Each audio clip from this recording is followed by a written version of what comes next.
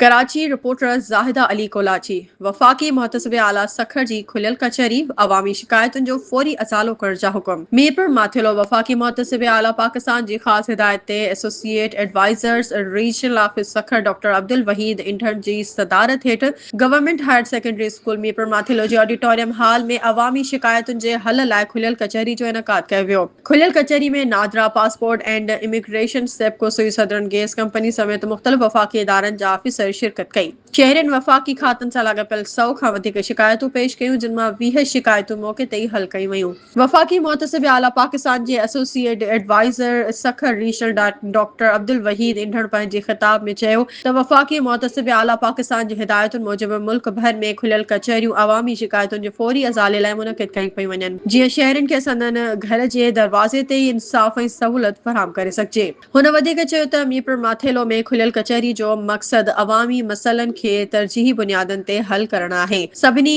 दाख़िल थियल शिकायतुनि बाबति लाॻापियल इदारनि खे हुकुम जारी कया वेंदा ऐं दरख़्वास्त गुज़ारनि खे बि अॻु भराई बाबति आगाह रखियो वेंदो। डॉक्टर अब्दुल वहीद इंढण ॿुधायो त ईंदड़ 1 महीने बाद ॿीहर खुलियल कचहरी मुनक़िद कई वेंदी, जंहिंमें बाक़ी रहियल शिकायतुनि ते अमल दरामद जो जाइज़ो वरितो वेंदो।